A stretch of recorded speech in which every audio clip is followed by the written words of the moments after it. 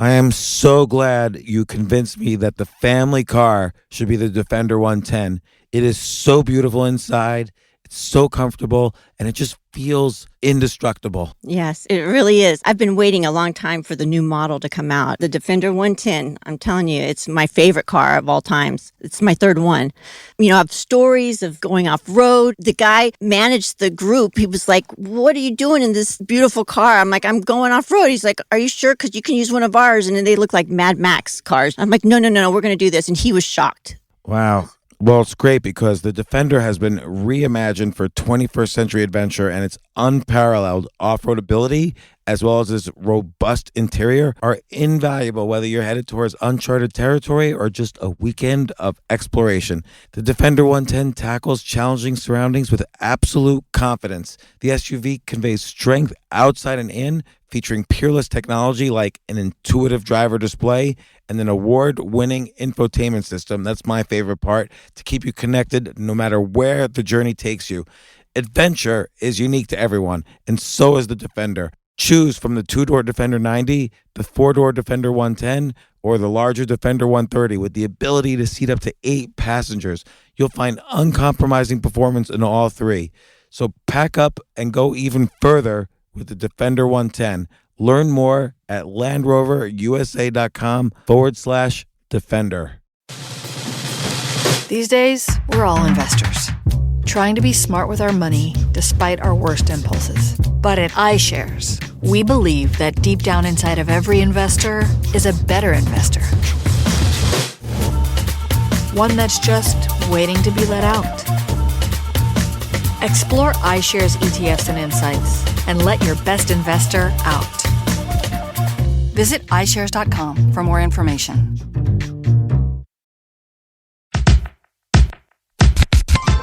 Welcome to Good or Bad with AJ Jacobs and James Altucher. This is the show where we take a big topic and we try to figure out whether it's good for the world or bad for the world.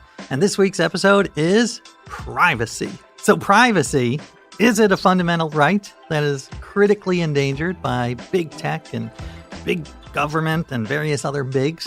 Or is it an annoying vestige of past times? Is it an excuse for scoundrels to do bad things and an impediment to progress? Or perhaps a little bit of both. So I was thinking, though, before this episode, you and I are kind of outliers because we sort of give away our privacy more than your average Gen Xer, at least. Maybe not your millennials. Yeah, I mean, you basically, I would say I always describe it as the AJ Jacobs technique. So if you're going to write about, let's say, a topic like the Bible, many authors, analyze and theorize and philosophize about different texts in the Bible, and they write their book and no one reads it.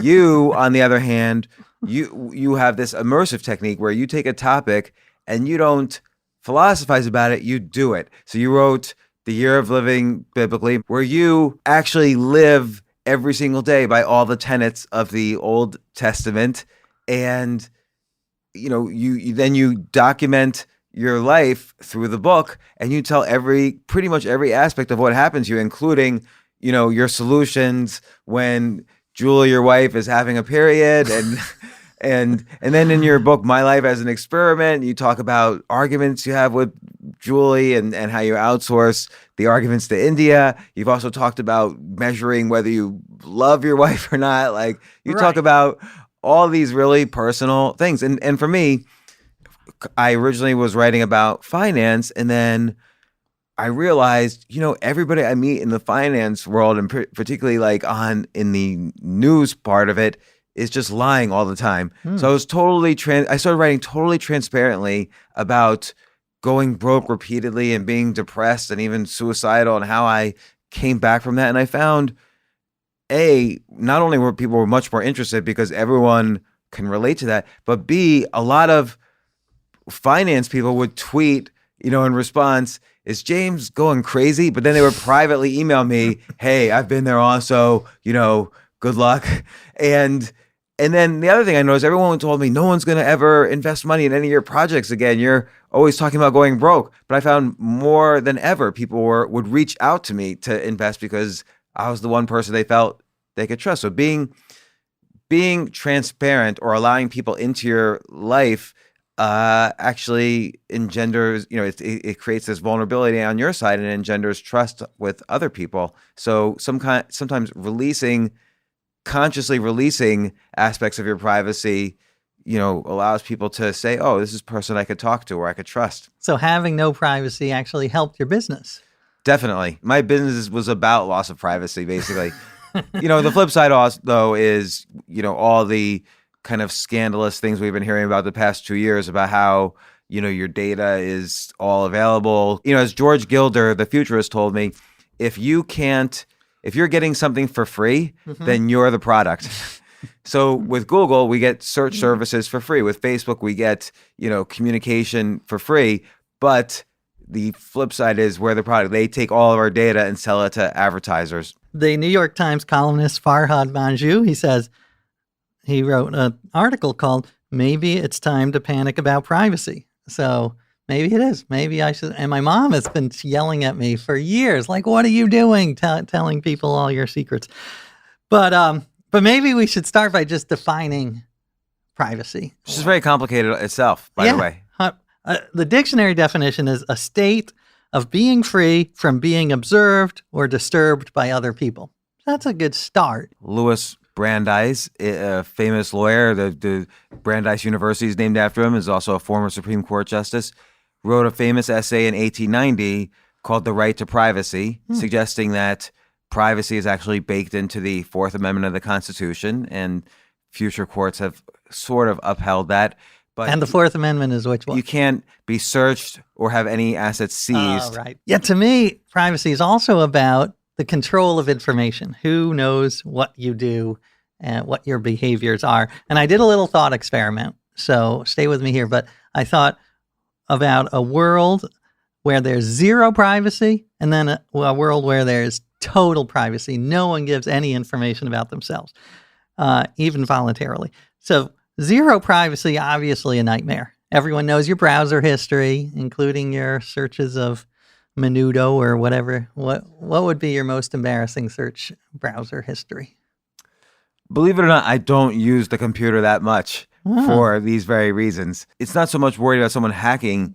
I don't want advertisers to inappropriately target me. Right. So I'm very careful about what I search for. Yeah. I usually just search on my name. I do vanity searches. Nice. All right. Or I search on AJ Jacobs' name. Sure. So you Arnold Stephen Jacobs, your original name, by the way. No, you busted me. So you have invaded my privacy? Yes. Are you? You told me earlier though you wish you had more time so you could be more invasive. Yeah, like when I was thinking about this podcast yesterday, I was like, damn, if I had just had like maybe an extra, realistically 2-3 weeks, I could have definitely done something interesting in terms of invading your privacy. Like what? Well, for instance, I know the names of all your neighbors, right? So not because I visited you, but because it's freely available information online. So, and I know you've written about in my life as an experiment, you've written about that you use a nanny. So I could call your house during the day. I could say, hey, I'm the nurse taking care of so-and-so neighbor. Our Wi-Fi is down. I see your Wi-Fi. Can I just have the password for 15 minutes? There's some problem. I could figure out some social engineering way Right. to get into your computer network. Chances are, there are vulnerabilities that you're not aware of in your home computer network, which could lead to access to your printer, Alexa, Siri, whatever you use, your Nest thermostat, your Mac or Windows machine, hopefully a Windows machine because that has more vulnerabilities. And then I could start, you probably, like most people, have a very basic password on the administrator of your Windows machine if you have one, and then I can get access to all the files. So there's very simple ways, just using what's called social engineering, not like pure hacking, but like a combination of psychological influence combined with hacking techniques to have access to everything. That's one way. There's many ways to get access to your particular data. Interesting and scary. The one thing you can have is my printer. It's such a piece of shit. If you can figure out how to make it work, that would be awesome. all right, I could do that. Also, there's lots of ways I could, if I inundate you and your wife and your kids with what's called a phishing attack, like, AJ, this is James. Are you in this or I can find other Facebook friends. I could make them send you an email like, AJ, I just tagged you in this video. Check it out. And then you click on that. That downloads a freely available keystroke logger onto your computer or your laptop. Then I'll be able to track all your passwords, and then from then on out, I can log into all of your accounts. So that's very simple to do. It happens every day. You have to be very careful about this. Well, stuff. I am delighted that you didn't have 2 or 3 weeks. I am very thankful you're a busy man. My friend Kevin Roos, who's a technology writer, wrote about social engineering and how they would play audio of crying babies in the background and impersonate the wife and be like, my kid is crying. You got to help me. I need the password to our bank. I mean, there's so many. I mean, even Kevin Mitnick, is a famous cyber hacker who went to jail for hacking. And when he got out of jail or in jail, he was not allowed to be close even to a whistle, because they thought by using a whistle, he could send messages to any phones and launch nuclear weapons. That's how paranoid. Wow. But he even admitted he mostly did social engineering to do the initial hacking. Yeah, that's so interesting. And I will say in the 90s, it was very simple, not anymore, but it was very simple to hack people's emails, particularly in a corporate environment. And almost all corporations were unsafe about how they protected emails. So I used to do tricks all the time where I would send email from like legal@mtv.com to a friend of mine and start this whole thing just as a prank. But then I felt bad and I admitted it pretty quickly. And then I even also sent to my boss an email to him from the CEO of HBO and said, Bruce, come see me immediately. We need to discuss. And I would see him running past and I had to tell him, no, I was just kidding. I remember when I first started dating my wife, we weren't supposed to have an inter-office romance, so I would disguise my emails by sending her really boring headers, subject headers like, third quarter results, and then I'd pour my heart out in the email. I doubt it worked, and B, I doubt anyone cared even about the pouring out of my heart. I'm not sure. I think people do. In the corporate level, I think that is a common occurrence where people read emails. Because I remember at one place I worked, somebody was trashing the editor-in-chief of this publication and making insults that would not be appropriate, and he was fired. So somebody clearly read his email, and he was fired by the guy. Interesting. So anyway, yes, if you imagine a world with no privacy, it's obviously a nightmare. The browser searches, aside from you, who only search yourself, and people can Facebook Live you while you're going to the bathroom. It's obviously Big Brother on steroids, terrible. But the other side is also not a great world, because if you have complete and total privacy and no one shares anything about themselves, that means severely psychotic people can just go out and buy guns. There won't be any taxes, which I know you might like, but you wouldn't have any roads or firefighters because the government wouldn't know how much you made, because everyone has the right to keep their everything private.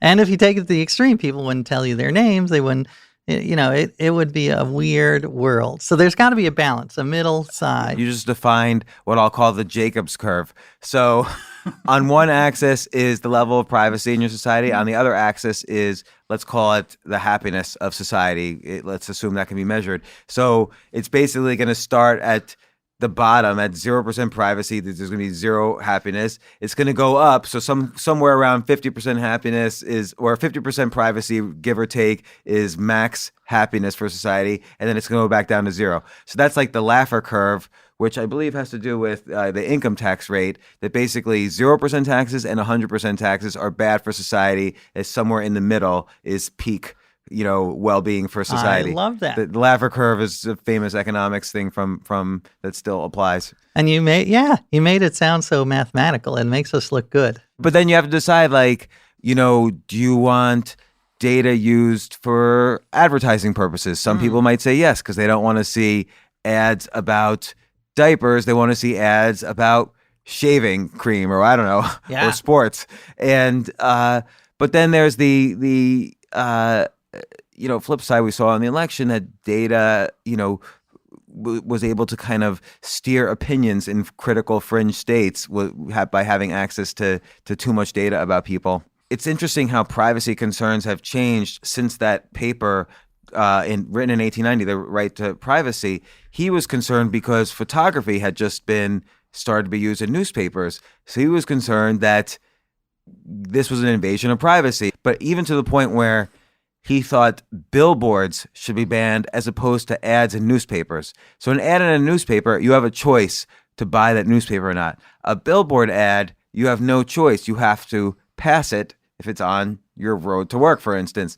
So he thought that was an invasion of privacy. Invasion Now, of your visual privacy. Yeah. I love that. I agree with him that billboards should be banned. I mean, I wonder how many accidents have been caused. Maybe only like 5 or 10, but still, I don't want to see that. And there's an irony there, by the way, because the average billboard says something like, have you been hurt in a car accident? Call this number. These attorneys will help you. And I'm thinking, is this your target audience, the people actually driving on a highway? It's good for business. It's Yeah. like a positive feedback loop. Right. Historically, a lot of cultures had very, very little privacy. So it is really about when and where you live, what your tolerance is. I wrote an article on like how the Puritans were stunningly good at privacy invasion. So they would have these snoopers called tithing men, and their job was to peek into the neighbors' windows and spy on their every move to make sure they weren't doing anything naughty, like going for a stroll on the Sabbath or something terrible like that. Well, so they had no privacy back then. We're all primates. So primates, assemble in groups of 25 to 30, throughout the past several million years. And humans are primates that have gone beyond that number. But below 30, you know everything about every other person in your tribe. Yeah. And, from 30 to 150, you know about every other person, not directly, but many of the people through gossip. So gossip had this use of, I might not know you, but my friend Dan says, oh yeah, AJ is a good guy. He does this. So your privacy has just been invaded by me, but for good purposes. So now I know through gossip whether I could trust you or not if we go hunting. But now our brains are wired for that level of privacy. We're okay with it. But now in the millions, lack of privacy has a much deeper ramification, but our brains don't even understand what that means. We're wired for millions of years to think in terms of tribal privacy, Right. where it may or may not be okay still, but at least we're fine with the members in our community roughly knowing about us. But now our community is the entire world. Right. Yeah, I think that's really interesting and true. Just to go back to the historical lack of privacy, in ancient Rome, going to the bathroom was not considered a private act. They would have these public restrooms where they would have toilets next to one another. So instead of going to a restaurant and ordering a meal, you'd go and sit next to your friend and take a dump. So it's really very culturally constrained. And now we do the same thing, but there's just like a wall with a 3-inch gap at the bottom of the wall for some reason. Why do they put that gap at the bottom of the wall? So you're like going to the bathroom right next to someone. They're inches from you.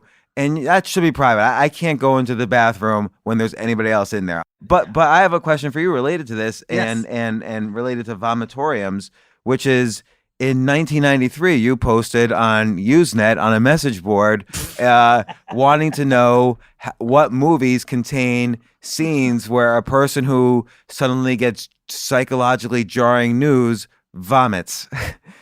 I am terrified and horrified. One of the movies you came up with was The Crying Game, which I never saw.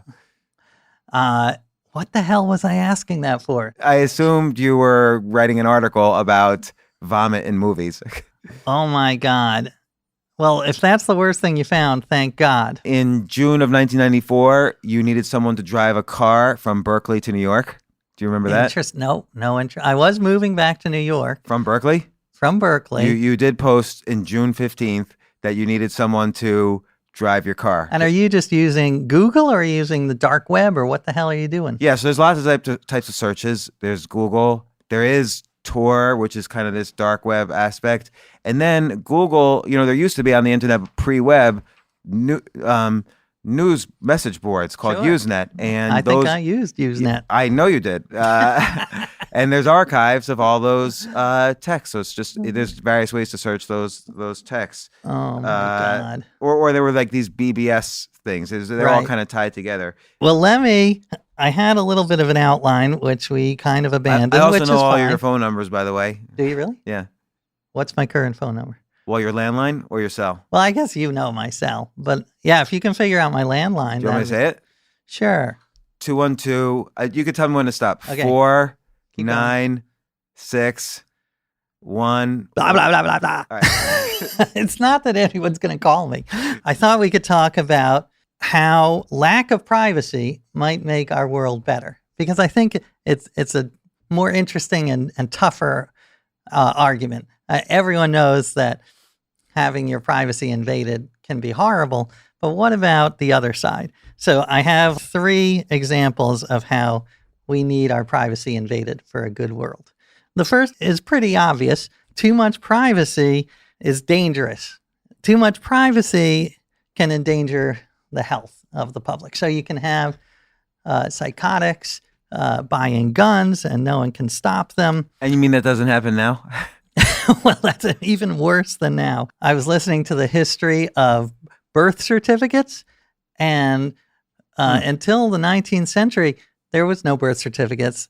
But child labor activists who wanted to ban child labor, like, we got to have a record. So the government started issuing birth certificates, and the parents were freaking out, like, that's not your business how Wow. old my kid is. So if you want to stop some of these horrible practices, you have to invade privacy a little. Yeah, it's interesting. You brought this up before we started taping. Anonymity and total privacy enables people to be real assholes, like trolls on the internet. If everyone had their name and face attached to their account, I don't think you'd see nearly as much horrible, uncivil behavior on the internet. So one time I was so upset. This was in January 2018. And people were very upset about some article or whatever. And it was 3 a.m. and people were just trashing me nonstop. And I should just have ignored it. I should have just slept and it would have passed like it always does. But I said, look, if anyone has a problem with me, they can call me right now. Here's my number. Call me. And for the next 24 hours, people were calling me. And they were usually surprised that I picked up, so they didn't quite know what to say at first. But then actually some well-known people called me and like, oh, I had a problem with this, this, and this. And I would talk to them, and then they would go, once you talk to people, like in any situation, if people think you're reasonable, they're going to say, okay, well, I get it now. And so some people did go back on Twitter and say, I just spoke with James, and this was very reasonable. I understand where he's coming from. And basically, the big argument here is you need, for national security, you need some invasion of privacy as well. So, you can track some of the people who are plotting to blow up the world. If you take this argument to the extreme, that we need to invade people's privacy to protect the world, you get to this argument by Nick Bostrom, the philosopher at Oxford. Have you heard this one? He talks about how nuclear bombs and other massively destructive technology, they're becoming easier and easier to make. So if this continues, imagine in 50 years, using gene editing, any of the 10 billion people on Earth can make a deadly pandemic in your kitchen that could wipe out of humanity, or the equivalent of a nuclear bomb. And the only way, he argues, that we might be able to prevent this is to have Big Brother to the nth degree, like a totally authoritarian government where every movement, every arm, every finger movement is monitored. So you don't get the 1 in a million crazy nihilist who blows up the world. But- What do you say to that? But I would argue that's correct theoretically. But on the one hand, you get into a 1984 George Orwell scenario where Big Brother controls everything, including, or you get into a Minority Report scenario where they know your thoughts so well, they can predict a crime they can arrest you before you commit the crime. Right. So there's issues there that are pretty scary. But also, my argument is that in reality, is that those technologies, for instance, already exist, and there already is incredible government surveillance that we have no idea about. As if you knew the ways in which your data was known, you would be shocked. And it's probably 100 times more than you realize. And again, probably for evolutionary reasons, you don't even know how much data you have, whether it's from your genes to your phone conversations to all your texts. All of this stuff is scanned by something, not the genes as much, but the texts and emails and your movements are seen by every camera. Was there like 100,000 cameras in New York City on every corner? So your data is already out there. People are already tracking it. There are companies that look at every bank transaction and try to detect if you, AJ Jacobs, is doing something statistically significantly unusual or statistically significantly related to somebody who is doing something unusual. And So you're already being tracked. Well, what do you think about that, though? All right, let's assume that we do have technology now that people could use to blow up the world. I do think it's going to get easier, but suppose we do have people who can access that technology and assume that the government is tracking us so much more than we know. What do you think of that? Well, I think we're 98% there, and that might be the right number, 98 or 99%, because they have, so they say, and I've been hearing this ever since 9/11, they have stopped thousands and thousands of, terrorist planning or potential acts of terrorism. Did I ever tell you this story? I once had the FBI visit me in December 2011, and they can I tell you this story? I love it. So Are you kidding? they rang my doorbell, and I could see through a video camera, and they held up a badge, and they're like NYPD, and I got scared. I'm like, what did I do? So I let them come up, but before I opened the door, I'm like, who are you guys? And they said, actually, we're from the FBI, and I'm like, why didn't you say FBI downstairs? And they said, we didn't want to scare anyone. And so we said NYPD. And I'm like, why do you think NYPD is less scary than FBI? So I let them in, and they talked to someone who had talked to someone who, heard me say something about something, and they wanted to talk more about it. It was nothing innocent. And they ended up hanging out for a while. We were shooting pool. I had a pool table at the time. And I asked them, are there a lot of things that you're stopping? And he said, you can't even imagine. Like, we're stopping everything. So there's so much stuff going on. And so I presume more of the same is still happening. So to answer your point about Nick Bostrom, though, I think we're already 98 or 99% there. I think 100% gets dangerous, and you can't get to 100% because again, there's always going to be more tools to develop. The people who are doing bad things in general are smarter than the people it's better to be offensive than defensive, because you can't figure out everything defensively. It's better to be on the offensive. Well, I hope you're wrong, because otherwise our world is going to blow up. Like, if the bad guys are always ahead of the good guys. I think a gene edited pandemic is, more than anything else, is probably the likely. If there is to be an end of the world in the next 100, or an end of civilization in the next 100 years, it is likely to come from a gene-edited pandemic versus anything else.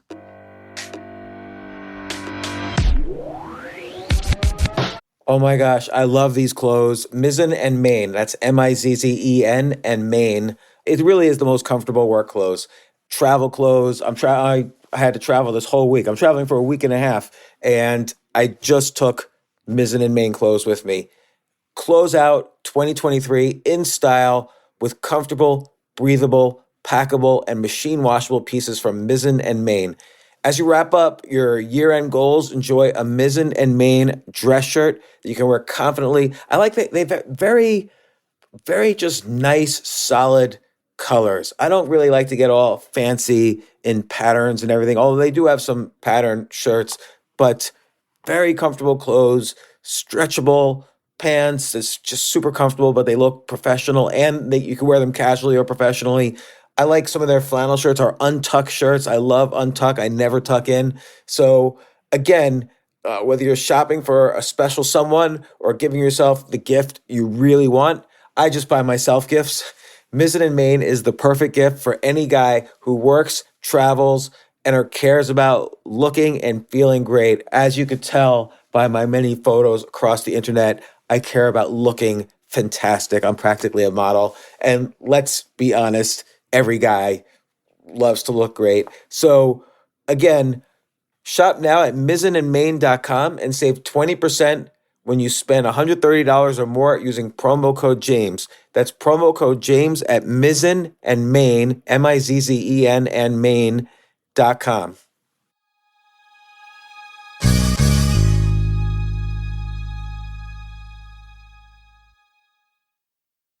You know what I love about fantasy sports is that even though I'm not going to be a great basketball player or a baseball player or a football player or whatever, I feel like I get to participate and make decisions and use my knowledge of these different leagues or these different sports to compete. So it's like I can pick my team or I can pick my favorite players and I could use my knowledge to make predictions and maybe even make money. So with the basketball season here, you can now pick combo projections across football and basketball from the Specials League on Prize Picks.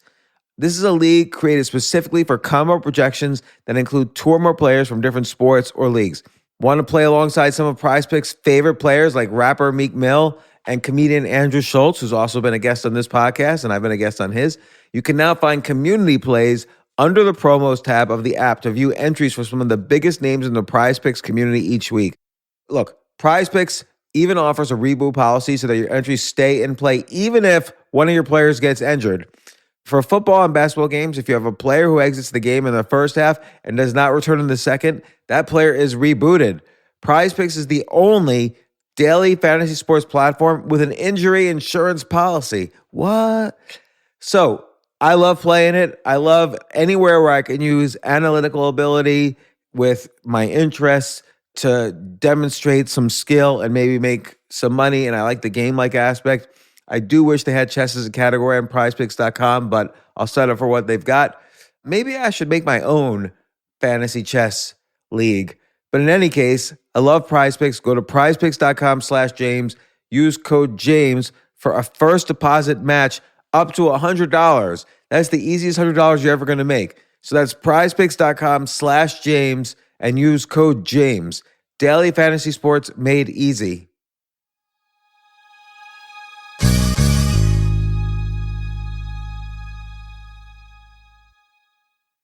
The future of learning is definitely online. Like, it's such BS that you have to spend $200,000 or take $200,000 in loans and go to some fancy school when it's useless. It doesn't guarantee you a job.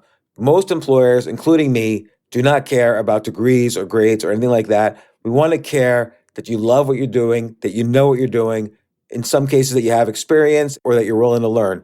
But people in general love learning and are curious. Like, the key to success is curiosity.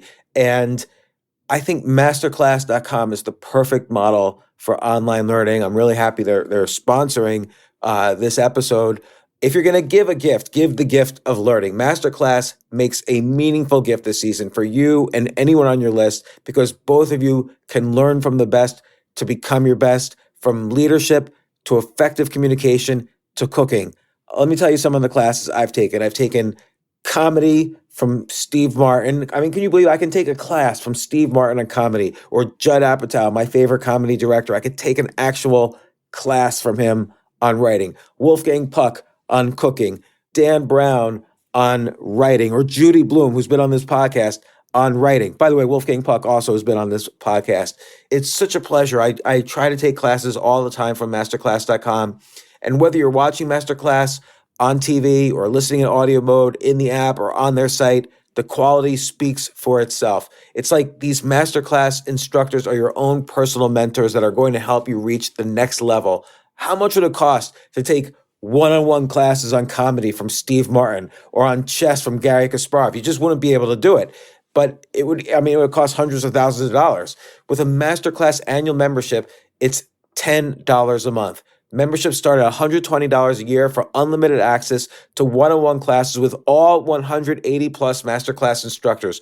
So it's not just $120 for one instructor. You get all 180 plus masterclass instructors.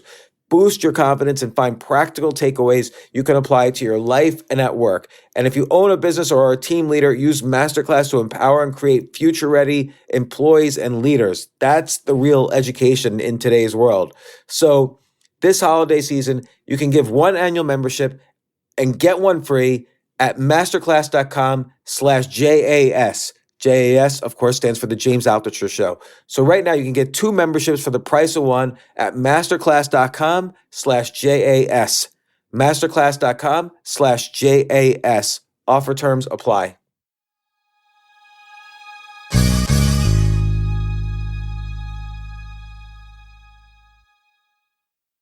Okay, so I have a second reason why we should allow people to invade our privacy, and that is it's just so convenient. It's just so nice. If Amazon they make good recommendations. Netflix, they know what I watch, but it helps me. Like I love Brooklyn Nine-Nine. So Netflix said, why don't you watch Cuckoo with Andy Samberg? I never heard of it. Oh my God, I never heard of that. I love Andy Samberg. It's delightful.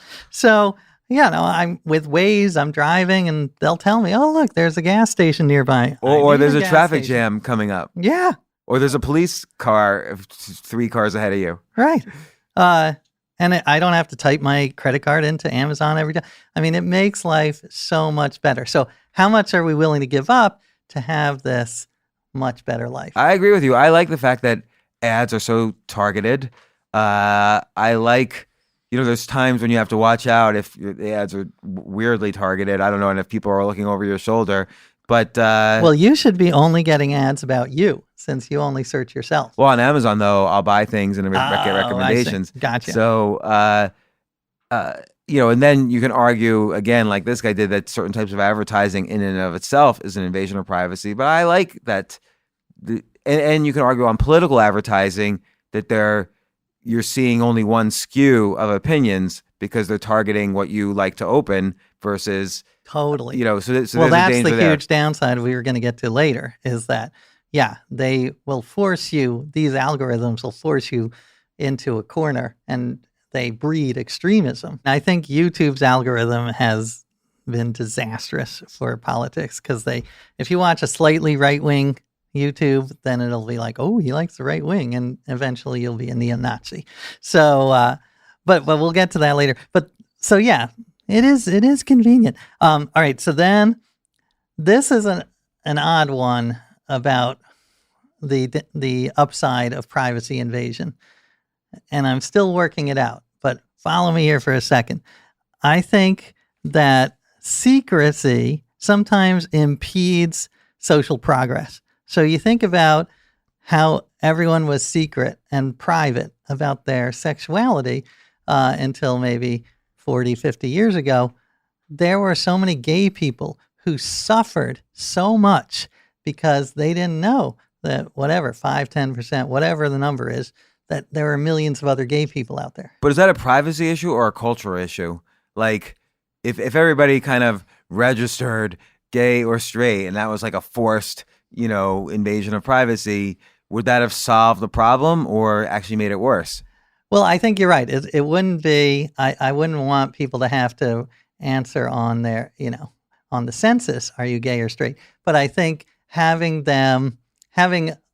privacy be less important culturally would make it the people were more open to talking. And let me give you one other example on this, because Cass Sunstein just wrote a book about social change.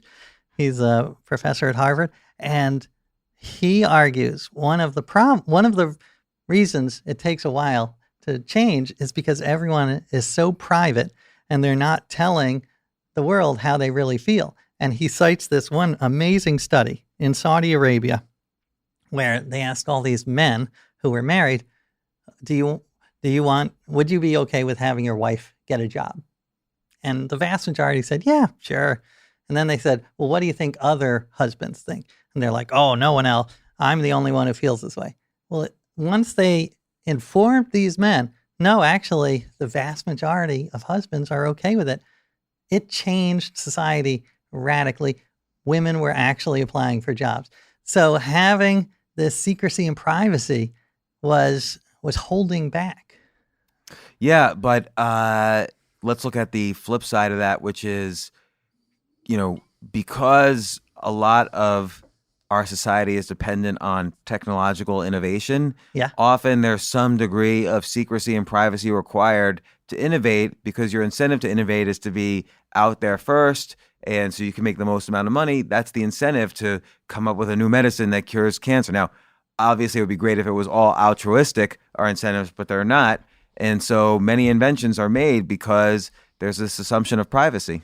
The telephone would not have been made if there was zero privacy. I think that's a hugely important point. Like, you need some level of privacy and secrecy for progress to occur, especially technological or even government. I remember reading about how the founding fathers, when they were writing the Constitution, it was lockdown. No one was allowed to talk to the press. No one leaked anything. Really? I wonder why. Well, because they knew that if anything leaked out, there would be a public outcry and people would be like, no, and it would never get done. The Constitution would never have been written. So without this crazy conspiratorial secrecy, there would be no Constitution, which is very strange. Yeah, it's interesting. I mean, but the flip side too is that open source research, it kind of makes progress faster. But again, that's more on the altruistic side. At some point, there's a profit incentive, particularly if it costs a lot of money to invent. Right. On the flip side, that we say that like 400 times per episode. Because we are talking about good, or on the flip side, bad. Exactly. And this one, I think, is related to this idea of privacy can sometimes be constraining, is the idea of liberation. When you have no privacy, in some senses, it's horrible. And I did this experiment, as you know, radical honesty, where it's this theory that you never lie, but more than that, you say whatever's on your mind. So like, you want to sleep with your wife's sister, you tell your wife and you tell your sister. So in some senses, yes, horrible.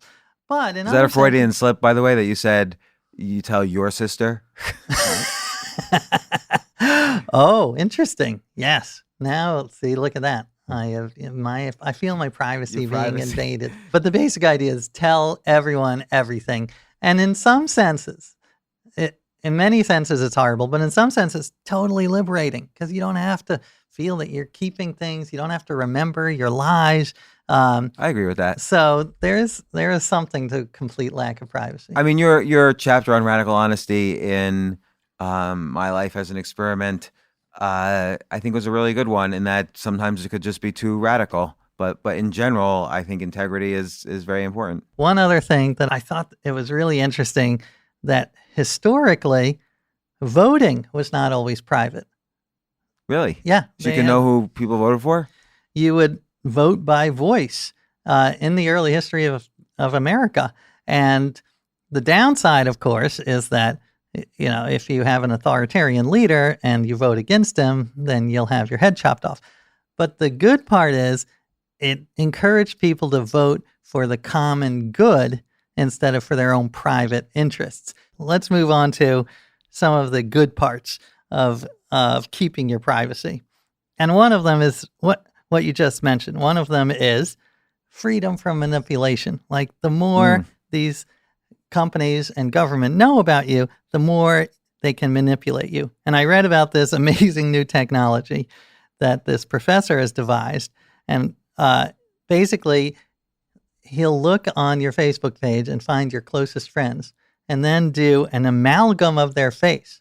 So he'll merge their faces to create a new person, and you don't recognize that person, but somehow instinctively you're like, oh, I trust this person. So this person will be saying, you should buy Geico insurance. And you'll be like, oh, I really should, because that nice person I feel really warmly about does. Or imagine like if you still had a girlfriend you were pining over, and like a version of her is telling you to do things. It's so easy. Oh my God, that's amazing. Manipulate. That's a great dating app. A great idea for a dating app is basically you take the amalgamation of all the women you're Facebook friends with, and then you put it into into a dating site and it matches you to all the women who most closely match that face, and if you match theirs, then it sets you up on a date. I love it. I also That's a business plan. I love that. That's very Altucherian that you take something and turn it into a business plan. But you know, related to that, because that's very fascinating about our biological reaction to faces we're familiar with. But related to that is, you know, when you go on vacation, what do? You post photos on Facebook of you're on vacation. So this kind of social invasion, not invasion of privacy, but people who have bad intent know you're not in your house, so they could rob your house. Yeah. Well, So- I think that's another point that is very important. Should we voluntarily, a lot of us share our information, and is oversharing, it may feel good at the time, but is it bad for you in the future and bad for the world? I did a book on health, and there was this app called Bowel Mover Pro, and it was part of this. Every time you moved your bowels, you would make a note. You would say what kind, what it looked like, you know, the consistency, and then it had a sharing aspect, so you could tweet to your friends about your latest bowel movement. And to me, that was like the epitome of oversharing gone wrong. It's like we need, as a society, to pull back and stop sharing so much. I think the world might be a better place. That's. I agree, and this comes from two people who overshare. I think the sharing on Facebook, we tend to share. We overshare, but we overshare the good parts, right? So. Right. So people are depressed. Right. You look at people online; they're having a wonderful life. So maybe Facebook, maybe our privacy should be invaded, and we should be forced to share. You know, I just had a big fight with my wife. My kid just failed an exam, because that's a more realistic view of the world. And then you wouldn't have this depression from people looking at Facebook. Might be a good exercise to try. For every positive thing you share something negative. I love that. I mean, you could also design an algorithm where the horrible things in their lives pop up on your feed so that you feel better by comparison. Yeah, or I would challenge people to write a resume and post on Facebook of all the things you failed at, that you're embarrassed you failed at. Like, oh, I was thrown out of school, or I was fired from this job for these reasons. I was caught stealing paper clips, and like build a resume like that, and just. I love that. Have you done that? Yeah, I've done that. You did. What did you put? Because you are the master of sharing your. Well, own I was failures. thrown out of graduate school. I basically convinced a professor to change my grade in undergrad, so I had a GPA good enough to graduate. I wasn't going to graduate, you know, and on and on. I love it. I want to see that resume. I think it's great. I'll write it up again. I could probably write it better now. I have more failures since then. I wrote that in 2011, I think. All right. Another good part of privacy is it's an obvious one, but it's huge. The big brother, the freedom from tyranny. I mean, if you have no privacy, tyrants can control your life. And we're already seeing this to some extent here, but especially in China. I mean, reading these stories terrifies me. The facial recognition, in one city, they have facial recognition set up so that if you jaywalk, it recognizes you, and then they have a dedicated Twitter feed of like, hey, look, everybody, here's the jaywalker. And it's just like shame culture, and I do not want to live in that. I'm not moving to that city. Before we wrap up, I have one last problem with invasion of privacy, and this is from Farhad Manjoo, the New York Times columnist, talks about this very well, how it really enables discrimination. So there's this new gadget that's sort of a door. It's supposed to help you when people ring your doorbell. So, and the idea is if someone looks sketchy, then it'll alert you. But what does sketchy mean? Like that, it's sort of,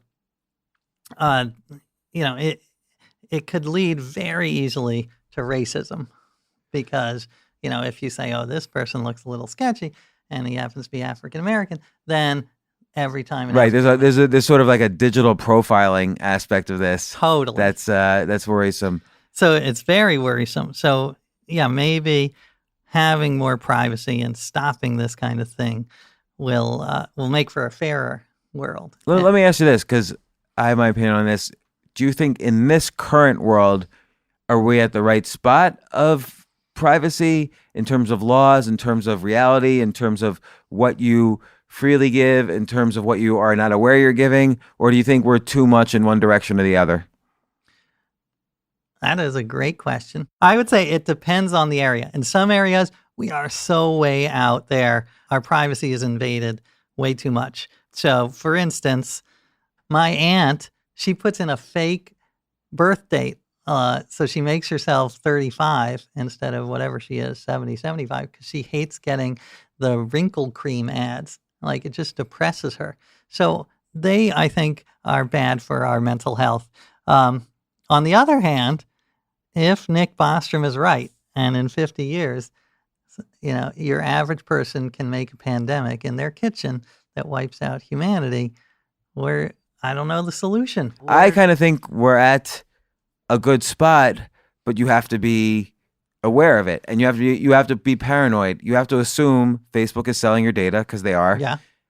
You have to assume Google is selling your data, because they are. I mean, you could use so you have to be aware, and you have to decide. Like, I could use duck.com instead of Google, which is a search engine that doesn't track your data. Totally. Right. So I think we're at the right spot. I just think awareness of it is not at the right spot, and so that probably needs to go way up.